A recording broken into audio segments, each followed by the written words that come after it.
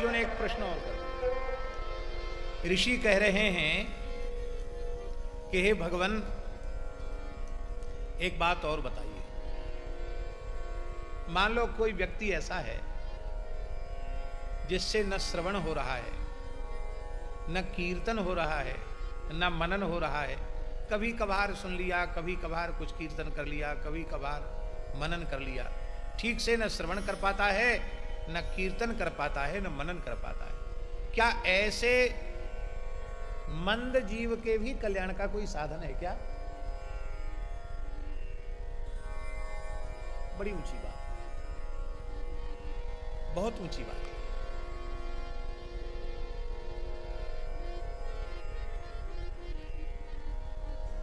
अच्छा, ईमानदारी से अपने आप से पूछो, छाती पर हाथ धर के पूछो, खुद से पूछो, स्वयं से पूछो, जैसा श्रवण बनना चाहिए क्या वैसा श्रवण हम लोगों से बन पा रहा है? जैसा कीर्तन होना चाहिए क्या उस प्रकार का कीर्तन हम लोगों के द्वारा हो पा रहा है? जैसा मनन चिंतन होना चाहिए क्या उस प्रकार का मनन चिंतन हम लोगों के द्वारा संभव हो पा रहा है क्या? जब नहीं हो पा रहा है तब आपने कल्याण के साधन तो 3 ही बताए कि वेद सम्मत जीवों के कल्याण के 3 ही साधन हैं, श्रवण, कीर्तन और मनन। और तीनों में शिथिलता है तो ऐसा मंदभाग्य प्रमादी जीव, वो भी मानो अपना कल्याण चाहता हो तो वो क्या करे? सूत जी कहते हैं उस जीव के, महाराज जी वेंकटेश स्वामी जी क्या बात कह रहे थे याद है? कि वेद सम्मत साधन है श्रवण, कीर्तन और मनन। और मान लो तीनों साधन ठीक से न बन पा रहे हों और जीव फिर भी अपना कल्याण चाहता हो तो उसके कल्याण का साधन क्या है? सूत जी कह रहे हैं कोई साधन जिससे न बनता हो वह साधक भी श्रवणादित्रिके शक्तो लिंगम वेरम च शंकरम संस्थाप्य नित्यमभ्यर्च करेत संसार सागरम। बेर और लिंग ये 2 स्वरूप हैं शिव जी के। बेर माने होता है प्रतिमा और लिंग, भगवान शिव की प्रतिमा और भगवान शिव का लिंग। इसको बहुत सरल शब्दों में समझें। लिंग शब्द का अर्थ क्या होता है? लिंग शब्द का अर्थ होता है लक्ष्म, चिन्ह, प्रतीक। भगवान शिव के प्रतीक को लिंग कहा गया। लिंग शब्द से अन्यथा अर्थ आप लोग मत लेना। भगवान शिव के 2 स्वरूप हैं, एक सकल और एक निष्कल। निष्कल माने निर्गुण निराकार। निर्गुण निराकार उनका स्वरूप है शिवलिंग। उसमें न मुख है, न हाथ है, न पैर है, न नाक है, न श्रवण है, और सब कुछ न होते हुए भी सब कुछ है।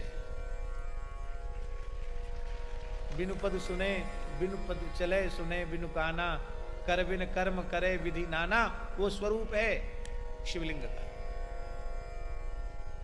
और एक स्वरूप है वेर। वेर माने उनकी प्रतिमा, जिसमें उनके पूरे स्वरूप का दर्शन है। इसलिए संपूर्ण पूजा तब होती है जब लिंग और वेर दोनों एक साथ हो। इसलिए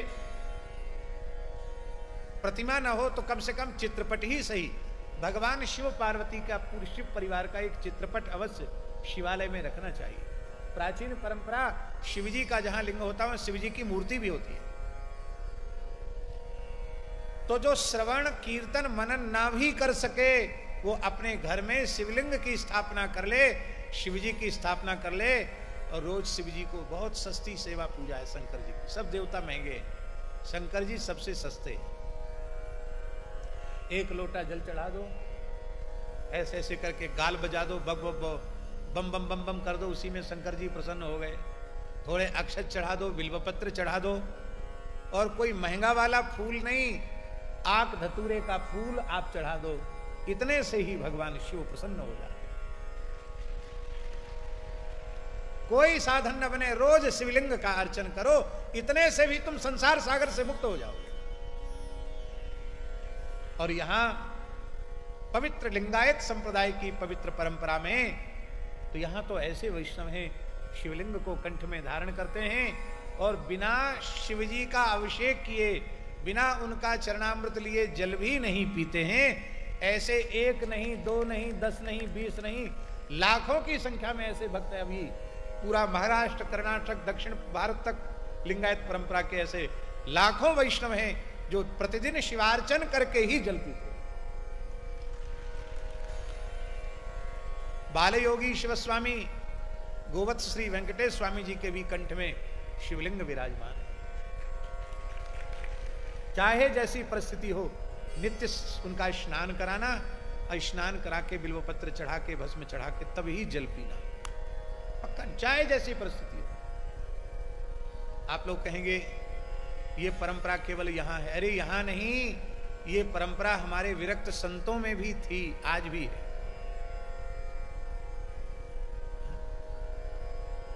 आपको याद है पुराना कीर्तन, गले में तुलसी मुख में राम, हृदय विराजत सालिग्राम। गले में तुलसी मुख में राम, हृदय विराजत सालिग्राम। सिया हरि नारायण गोविंद, भज रामा कृष्ण गोविंद। सिया हरि नारायण गोविंद, भज रामा कृष्ण गोविंद। पुराने संत महाराज जी जब भ्रमण के लिए चलते तो अपने ठाकुर बटुआ को अपने कंठ में बांध लेते, सालग्राम जी को कंठ में बांध लेते।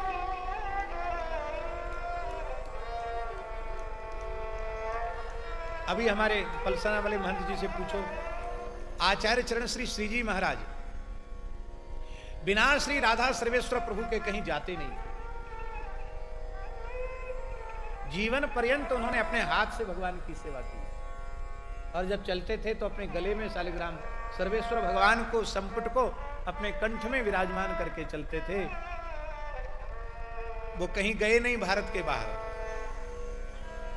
सारा जीवन एक अंतर्मुख साधक की तरह, महापुरुष की तरह, महान रसिक की तरह उन्होंने श्री महल में ही अपना संपूर्ण जीवन व्यतीत किया। अद्भुत महापुरुष, ये पुराने संतों की परंपरा रही है।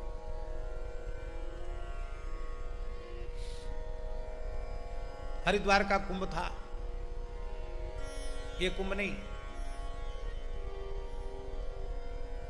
ये अभी हमारा हरिद्वार का चौथा कुंभ आएगा, तीसरे कुंभ की बात है, 3 कुंभ पहले की बात।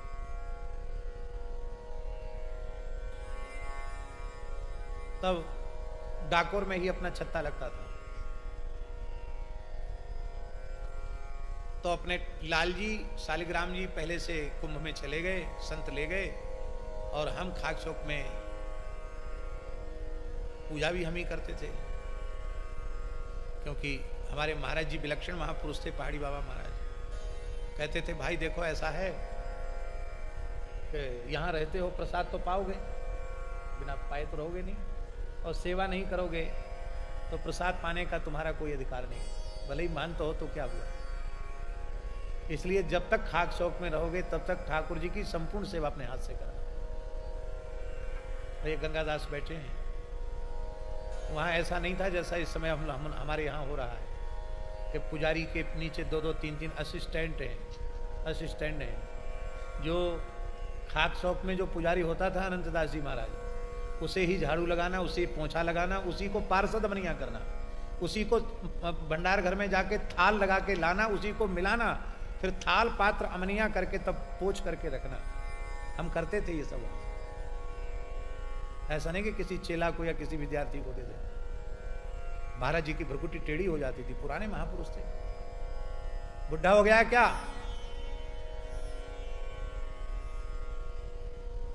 क्या संदेश, क्या महापुरुषों की मर्यादा। आज स्थानधारी महंत आरती स्तुति में खड़े नहीं होते हैं। अब शरीर में कोई हाली बीमारी है, पड़े बात अलग है, लेकिन स्वस्थ हैं, कोई काम नहीं है, फिर भी पुजारी स्थान में आकर के आरती दे रहा है, उनको आरती स्तुति में खड़े होने की श्रद्धा नहीं, अवकाश नहीं। महाराज जी कहते थे सब जो भी प्रसाद पाए सबको सेवा करनी चाहिए। स्वयं महाराज जी 1.5 छटाक साग लेते थे, रात्रि को 1.5 पाव दूध लेते थे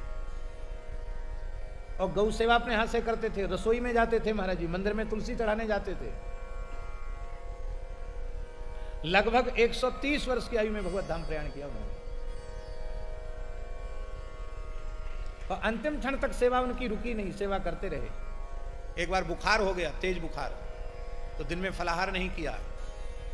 हम पुजारी थे, हमने दूध ब्यारू का, ठाकुर जी का दूध लेकर के हम गए तो महाराज जी बोले हमको उठा के बिठा दो, शरीर कांप रहा है। उठा के बिठाया तो उन्होंने दोनों हाथ से गिलास को छूकर प्रणाम किया, बोले पी जाओ। महाराज जी आप ले लो। तो महाराज जी ने मना, अरे मैंने मना कर दिया ना, क्यों पीछे पड़ा है। फिर मैंने थोड़ी देर में, महाराज जी आपने दिन भर कुछ नहीं लिया, वृद्ध शरीर, थोड़ा दूध ही ले लीजिए। तब उन्होंने क्या कहा, उन्होंने कहा आज मैंने अपने हाथ से गौ सेवा नहीं की है, इसलिए मैं दूध पीने का अधिकारी नहीं।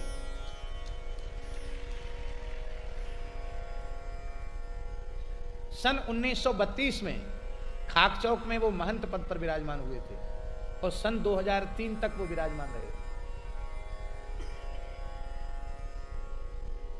टटिया स्थान वाले बड़े महाराज जी कहते थे उनके जमाने का कोई महंत जिंदा नहीं है।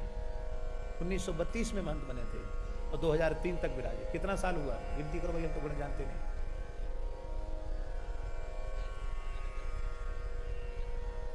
हैं। 73 वर्ष गद्दी पर बैठे, आप सोचो।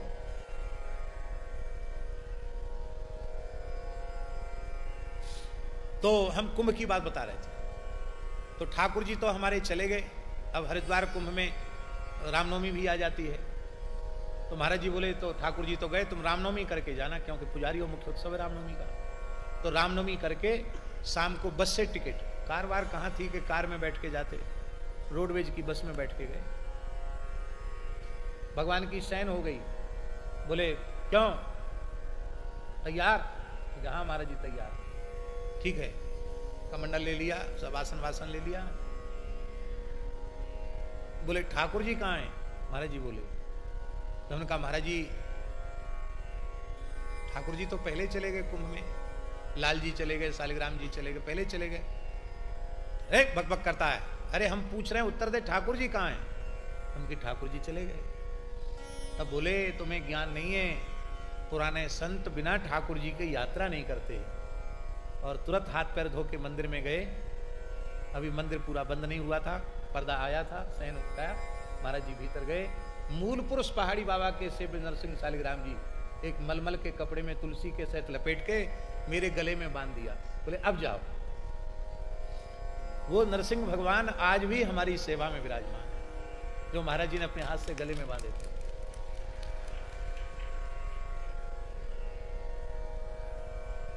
तो जैसे यहां लिंगायत परंपरा में कंठ में बांधते, ऐसे हमारे यहां भी बांधते थे शालिग्राम जी गले में। और हमारे यहां भी पुराने संत कुछ न बने तो शालिग्राम जी को स्नान करा के चरणामृत ले लिया और तुलसी जल चढ़ा दिया। हमारे यहाँ साधुओं में कहावत थी शालिग्राम जी की सेवा के बारे में, धो के पी लो और दिखा के खा लो। हो गई सेवा पूजा। धो के पी लो तो दिखा के खा लो। धो के पी लो, चरणामृत मिल गया, और जो कुछ आवे रूखा सूखा तुलसी जल पधरा के भोग लगाओ, पालो। बोलो भक्तवत्सल भगवान की जय। आगे शिव पुराण में वर्णन आएगा, कंठ में श्री शालिग्राम को धारण करने की महिमा अभी इसमें आएगी शिव पुराण में। शिव पुराण में शालिग्राम का बड़ा महात्म्य का वर्णन है। भगवान चाहेंगे तो उसका हम वर्णन करेंगे। तो जो श्रवण कीर्तन मनन न कर सकता हो, वो केवल नित्य प्रति शालिग्राम का पूजन करे, नर्मदेश्वर शिवलिंग का पूजन करे और चरणामृत ले ले, तुलसी बिल्वपत्र चढ़ा दे, इतने मात्र से उस जीव का कल्याण सुनिश्चित हो जाएगा। और महाराज जी लिखा है कि शिव भक्त का कर्तव्य है कि वह सब कुछ भूल जाए पर अपने सेव्य शिवजी को कभी न भूले। ध्यान में आए, बहुत से लोग कहते हैं हमारा वहाँ सूटकेस छूट गया, हमारे वहाँ चप्पल छूट गई, हमारे वहाँ अमुक सामान छूट गया। यहाँ कहते सब कुछ छूट जाए पर अपने ठाकुर जी नहीं छूटने चाहिए। लोग कहते हम यात्रा कर रहे थे, हमारे ठाकुर जी छूट गए। ठाकुर जी छूट गए, जिस थैले में पैसा था वो नहीं छूटा, जिसमें रुपया था वो तो नहीं छूटा, और जो ठाकुर जी का संपुट था वो छूट गया। इसका मतलब 1 नंबर पर रुपया वाला थैला था और 2 नंबर पर ठाकुर जी थे। ठाकुर जी 2 नंबर पे नहीं रहते, वो तो 1 नंबर से भी 1 नंबर पर रहते, 2 नंबर पे नहीं रहते। ठाकुर जी को अपना प्राण मानकर अपनी छाती से लगाकर ठाकुर जी को कभी अपने से दूर नहीं करना। बोलो भक्त वत्सल भगवान की। तो अपने साथ रखने के लिए इतना बड़ा शिवलिंग रखना चाहिए, लिखा अंगुष्ठ प्रमाण, इतना बड़ा, ज्यादा बड़ा नहीं। और जब बड़े शिवलिंग की स्थापना करना हो तो बड़े भक्तिभाव से मंडप, गोपुर, मठ आदि तीर्थ की स्थापना करे, उत्सव करे, और वस्त्र, गंध, पुष्प, धूप, दीप और महाराज जी मालपुआ आदि सुंदर व्यंजनों से भोग लगावे, और बड़े बड़े उत्सव महोत्सव करे, राजोपचार महाराजोपचारों से पूजन करे। ऋषियों ने पूछा कि महाराज शंकर जी का पूजन शिवलिंग में क्यों होता है और वेर और लिंग दोनों में पूजन शिव जी का क्यों होता है? देवताओं का पूजन तो केवल उनकी प्रतिमा में होता है, मूर्ति में होता है। शिव जी का पूजन उनकी प्रतिमा में और लिंग में दोनों में क्यों होता है?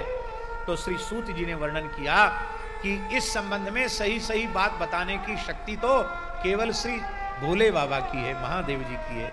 सही बात तो वही बताएंगे, पर हमने अपने गुरुदेव व्यास जी की वाणी से सुना है कि भगवान शिव सगुण भी हैं और भगवान शिव निर्गुण भी हैं। सगुण उनकी मूर्ति है और निर्गुण उनका लिंग है।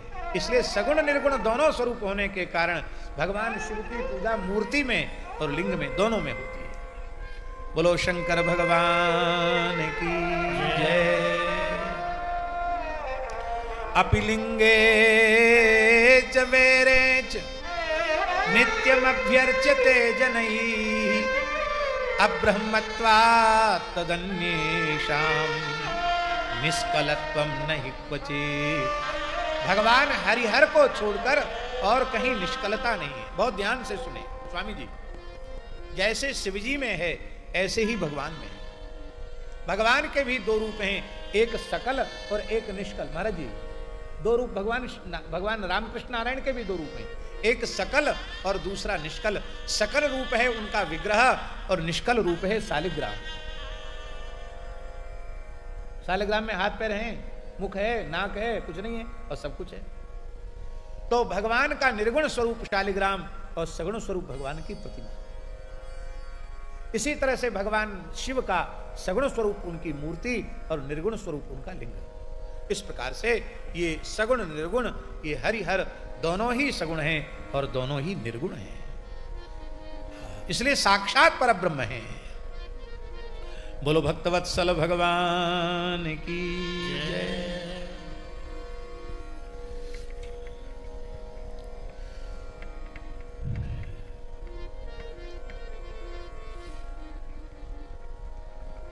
ऋषियों ने पूछा, भगवान व्यास ऋषियों ने सूत जी से पूछा। सूत जी वर्णन कर रहे हैं, सनत कुमार भगवान ने नंदिकेश्वर से पूछा कि हे नंदिकेश्वर भगवान, ये जो शिवलिंग की इतनी महिमा आपने बताई है, तो शिवलिंग का प्राकट्य कैसे हुआ, आविर्भाव कैसे हुआ, इस संबंध में आप कृपा करके बतावें। भगवान शिव के प्रधान पार्षद नंदिकेश्वर गण ने कहा कि पूर्व कल्प में महाप्रलय के पश्चात जब ब्रह्मा जी भगवान नारायण प्रकट हुए और नारायण के नाभि कमल से ब्रह्मा जी प्रकट हुए, तो एक समय की बात है ब्रह्मा जी में और विष्णु भगवान में दोनों में बाक युद्ध शुरू हो गया। बाक युद्ध जानते हो, बात ही बात करस बढ़े आई, दोनों में झगड़ा शुरू हो गया। झगड़ा किस बात का था? देखो ये झगड़ा वगड़ा कुछ नहीं है, ये सब लीला हम लोगों को समझाने के लिए।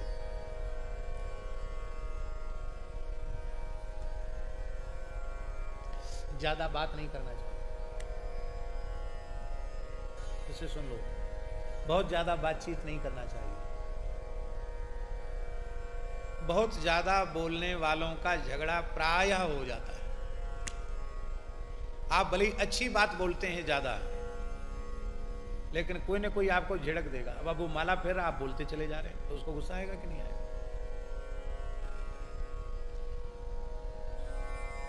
बहुत विचार पूर्वक बोलना, कम बोलना, स्वल्प भाषण करना, मित भाषण करना, रित भाषण करना, सत्य भाषण करना, अमृत भाषण करना। बोलना किसी को सीखना हो तो राम जी से सीखना चाहिए। राम जी कितना सुंदर बोलते हैं। राम जी रितभाषी हैं, राम जी मितभाषी हैं, राम जी सत्यभाषी हैं, राम जी पूर्वभाषी हैं, राम जी अपूर्वभाषी हैं, राम जी पूर्वभाषी हैं। इतने सरल हैं हमारे रघुनाथ जी के सामने व्यक्ति आए, वो राम राम करे न करे, राम जी मुस्कुरा के कहो भैया कैसे हो, अपनी तरफ से बोलते हैं। पूर्वभाषी अपूर्वभाषी, इनके जैसी मीठी वाणी इनकी ही है। मिष्टभाषी, शिष्टभाषी, स्मितभाषी, मुस्कुरा कर बोलते हैं। बहुत कम बोलते हैं, बहुत ज्यादा राम जी नहीं बोलते। जो बहुत ज्यादा बोलते हैं वो प्रायः झूठ बोलते हैं। बहुत ज्यादा बक बक बक बक करे और बार बार कहे मैं बिल्कुल सत्य बोल रहा हूं, समझ लेना गंगा जी में इतने खड़े हो जाए तो भी झूठ बोल रहा है। ज्यादा बोलने वाले के मुंह से झूठ निकलेगा। आप लोग कहेंगे हम लोग तो सब चुप बैठे हैं, बोल तो आप ही रहे हैं, आप ही बोले चले जा रहे हैं। अरे भाई हम अपनी बात थोड़ी बोल रहे हैं, जो शिव महापुराण में ऋषियों का संवाद जो लिखा हुआ वो हम बोल रहे हैं। अपने मन से हम भी कुछ ना कुछ बोलने लग जाएंगे तो पटांग बोलना शुरू कर देंगे। इसलिए भगवत चर्चा करने में दोष नहीं है। व्यर्थ बकवाद, बिना मतलब, बिना सिर पैर की बातें बक बक बक बक बक बक करते रहना, ये बहुत बड़ा दोष है। ब्रह्मा जी कितने बड़े हैं, विष्णु भगवान कितने बड़े हैं, लेकिन ज्यादा बातचीत का नतीजा ये हुआ कि झगड़ा हो गया। वो झगड़ा किस बात का था? सच्ची बात है, पूरे संसार में एक ही बात का झगड़ा है, हम बड़े और हम बड़े।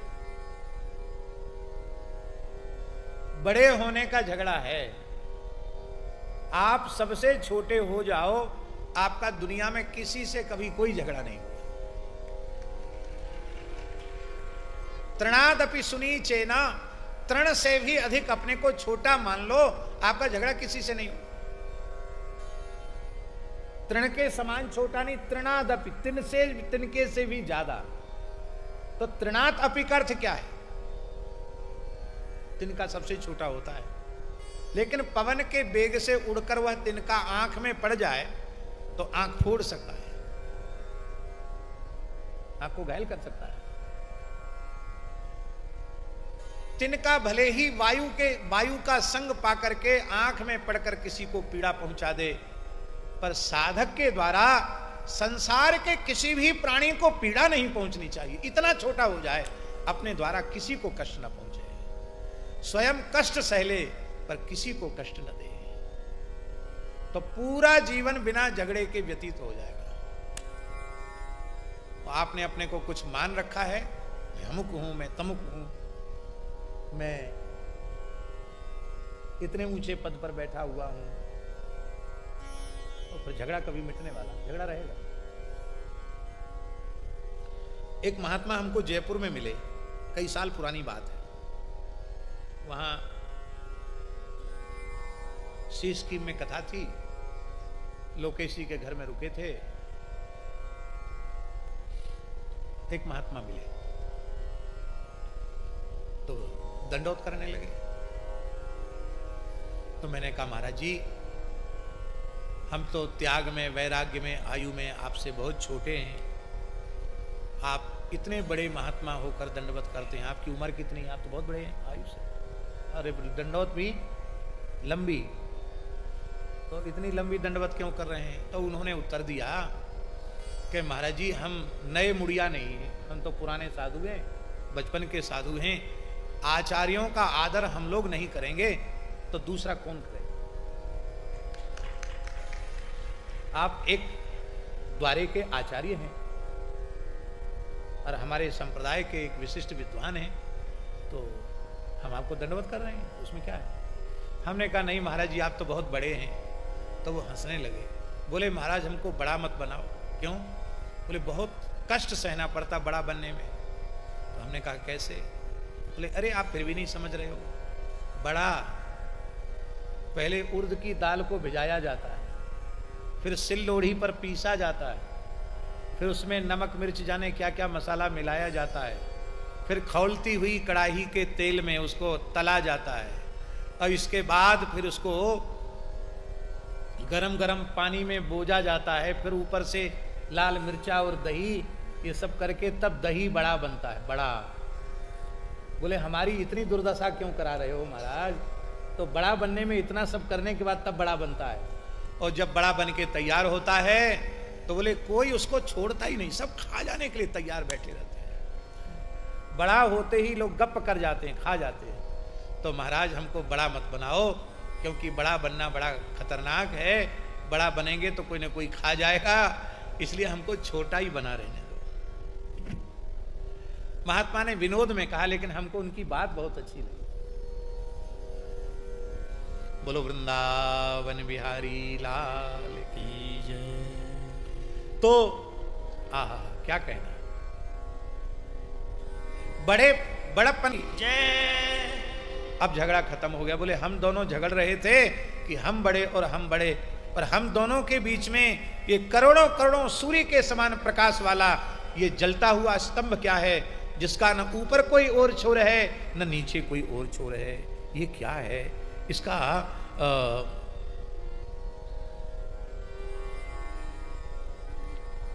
समाधान करना चाहिए। तो श्री ब्रह्मा जी महाराज वो ऊपर गए शिवलिंग का आदि खोजने के लिए,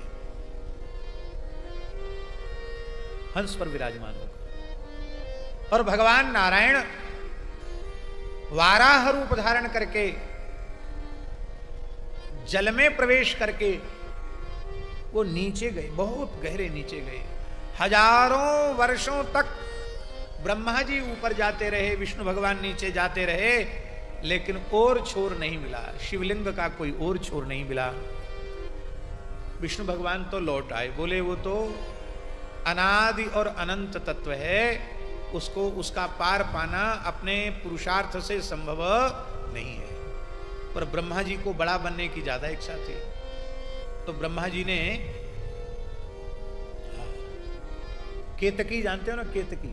केतकी केवड़ा, केवड़ा को केतकी कहते हैं। भगवान शंकर को सभी पुष्प चढ़ते हैं, पर केवड़े का साक्षी ननु केतकम तिदम ततो वदत्तत्र हि केतकम निशा तथेति तद्धात्रि वचस्तदन्तिके। केतकी ने झूठ बोल दिया, बोले हाँ इन्होंने देख लिया आदि। विष्णु भगवान ने केतकी की बात सत्य मानकर ब्रह्मा जी को प्रणाम किया और उनका षोडशोपचारेण पूजन किया। अब ब्रह्मा जी के इस कपट पूर्वक बड़े बनने के, बड़प्पन के लालच को भगवान शिव सहन नहीं कर सके।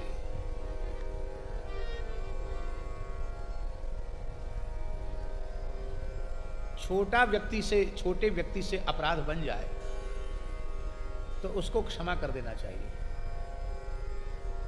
क्योंकि उस व्यक्ति में सुधार की संभावना है। और बड़े व्यक्ति से अपराध बन जाए तो उसे अवश्य ही दंड मिलना चाहिए, उसे क्षमा बिल्कुल नहीं करना चाहिए। क्यों?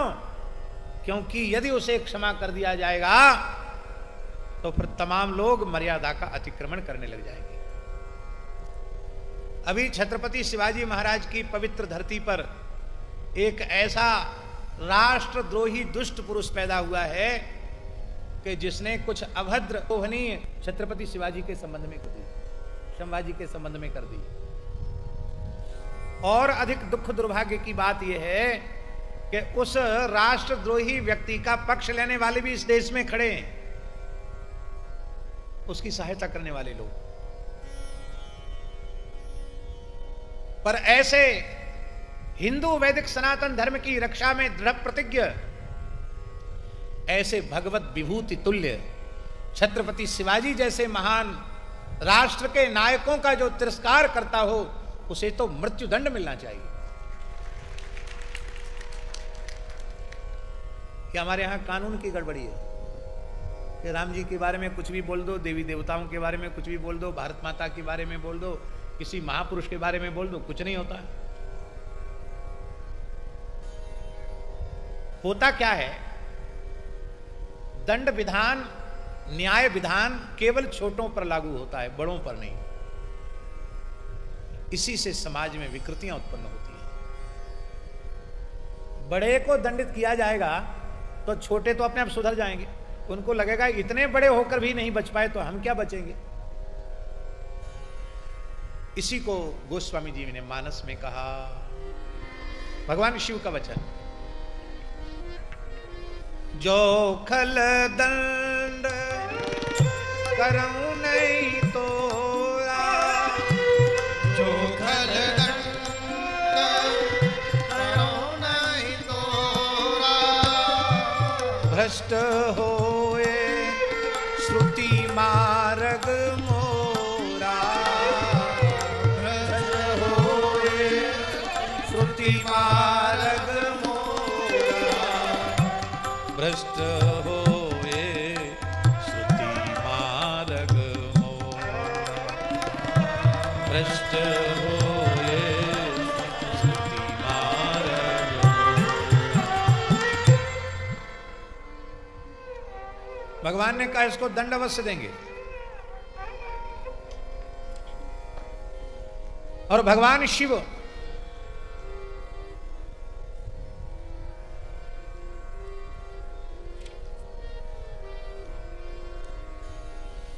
बोलो भक्तवत्सल भगवान की जय। जय जय श्री सीताराम। हर हर महादेव।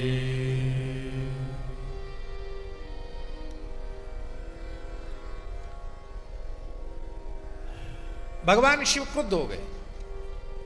भगवान शिव क्रुद्ध हो गए और विधिम प्रहर्तुम षटमग्निलिंगतः सईश्वरस्तत्र बभूव साकृति समुत्थित प्राणि विलो स्वामी लोकनाथ पुनः प्रकंप पाणी परिगृहित पदम। उस प्रज्वलित अग्निस्तंभ से भगवान शिव सगुण रूप में प्रकट हो गए। बोलो शंकर भगवान की जय। प्रकट होकर के भगवान शंकर ने दर्शन दिया। विष्णु भगवान ने उनके चरण पकड़ लिए।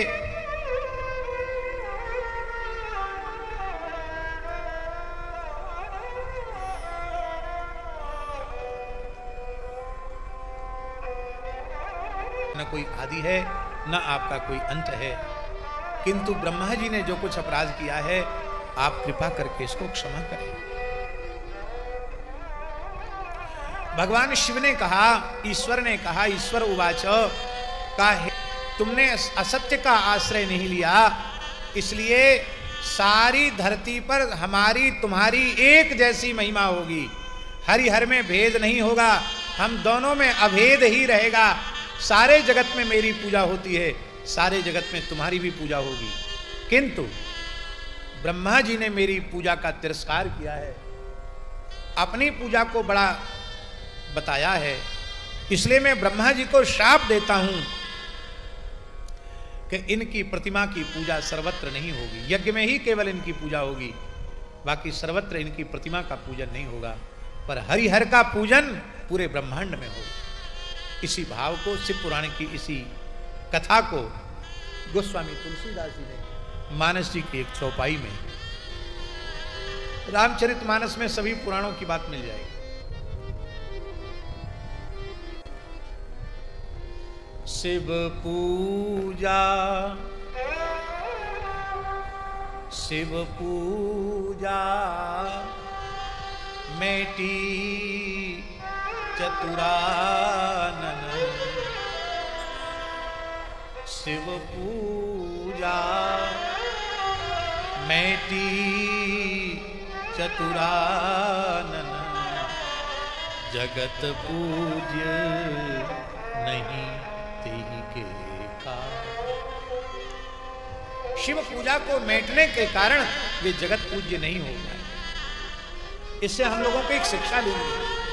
आप दूसरे की प्रतिष्ठा को, गरिमा को, महिमा को मिटाकर अपने को स्थापित करना चाहोगे तो उसका तो कुछ बिगड़ेगा नहीं, तुम जरूर मिट जाओगे, तुम मिट जाओगे। इसलिए सदा सबको सम्मान देना, किसी के सम्मान को कम करके स्वयं सम्मानित होने की इच्छा न रखना। भगवान शंकर ने कहा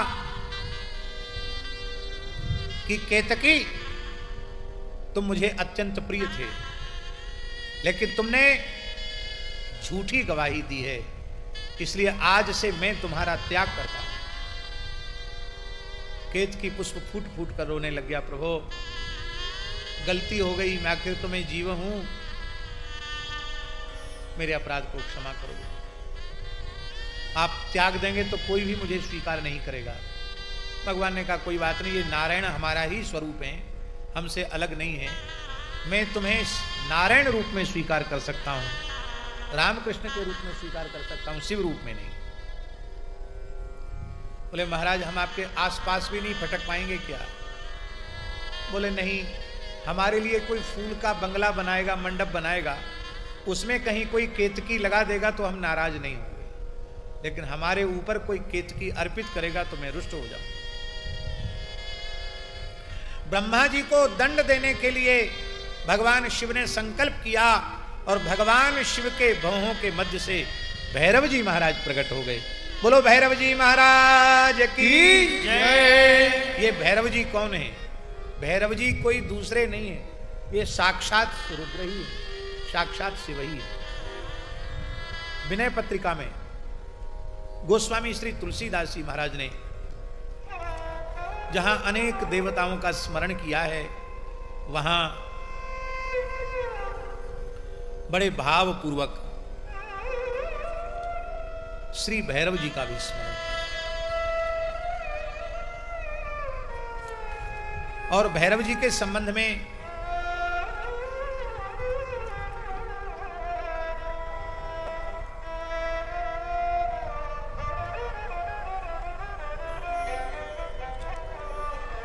प्रणाम करते हुए कहा है कि आप साक्षात शिवरूप हैं, और इतना ही नहीं महाराज जी, तुलसीदास जी कहते हैं आप शिवरूप ही नहीं हैं, और जब शिवजी और राम जी में भेद नहीं है तो आप राम रूप भी हैं। आप शिवरूप हैं और शिवजी राम जी में भेद नहीं है तो आप राम रूप ही हैं। तो राम रूप, राम जी का स्वरूप मानकर भैरव जी को श्री गोस्वामी तुलसीदास जी ने विनय पत्रिका में भैरव जी का वंदन किया है। भैरव जी प्रकट भय हैं तो हम गोस्वामी जी की वाणी में भैरव जी का स्मरण करते हैं बिना बजाए। हर हर महादेव से भक्तों को आप सबका यूट्यूब चैनल राधिका शरणम में स्वागत है। हमने राजेंद्र दास जी महाराज के शिवलिंग के बारे में बहुत ही महत्वपूर्ण और अद्भुत प्रसंग का श्रवण किया, जिसमें महाराज जी ने हमें यह बताया है कि शिवलिंग का पूजन करने से किस प्रकार एक अधम से अधम और पतित प्राणी का भी कल्याण हो सकता है, और शिवलिंग की उत्पत्ति कैसे हुई।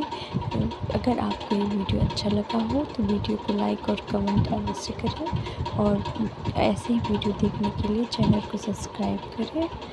धन्यवाद। हर हर महादेव।